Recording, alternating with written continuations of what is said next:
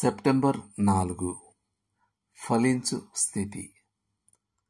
చదవండి. ఫిలిప్పీలకు రాసిన పత్రిక 1 అధ్యాయము 11వ వచనం. దేవునికి మహిమయు స్తోత్రమును కలుగునట్లు మీరు యేసుక్రీస్తు వలననైన నీతి ఫలములతో నిండుకొనిన వారు కావలెనని ప్రార్థించుచున్నాను. ఫిలిప్పీ 1:11. ఆత్మీయ ఫలం మరియు మానవ మతపర కార్యకలాపానికి మధ్య తేడా ఏమిటంటే, ఫలం క్రీస్తు యేసుకు మహిమను తీసుకువస్తుంది. మనం ఏదైనా మన బలంతో చేసినప్పుడు దాని గురించి అతిశయించే స్వభావం కలిగి ఉంటాం. నిజమైన ఆత్మీయ ఫలం ఎంత అందంగా మరియు అద్భుతంగా ఉంటుందంటే ఎవరు దాన్ని తమ గొప్పతనంగా చెప్పుకోలేరు. ఆ మహిమ కేవలం దేవునికి మాత్రమే చెందాలి. అలాగైతే నిజమైన క్రైస్తవ సహవాసం అంటే ఇది. సాధారణ స్నేహానికి మించిన లోతైన సహవాసాన్ని మనమందరం కలిగి ఉండడం.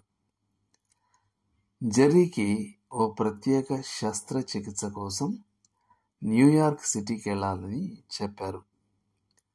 అతనికేమో అక్కడికి వెళ్ళడం ఇష్టం లేదు. ఇది నా ఇంట్లో చేయించుకోలేనా? స్నేహ ప్రతికూలమైన ఆ పెద్ద నగరంలో నాకొక్కరు కూడా తెలియదు అని అతను తన డాక్టర్ను అడిగాడు.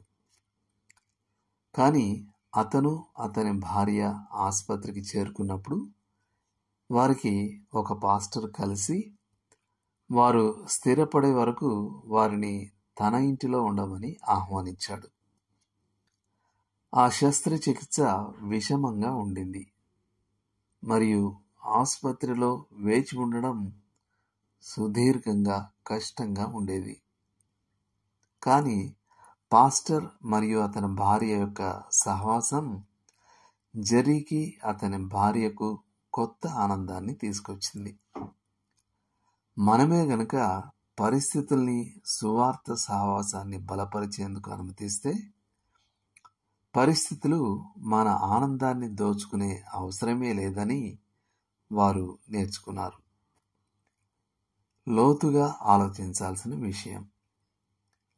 మీ సంబంధాలలో వేటిలో మీరు నిజమైన క్రైస్తవ సహవాసాన్ని అనుభవిస్తున్నారు?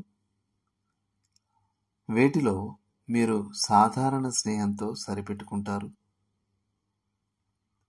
దేవుడు మిమ్మల్ని దీవించును గాక. ఆమేన్.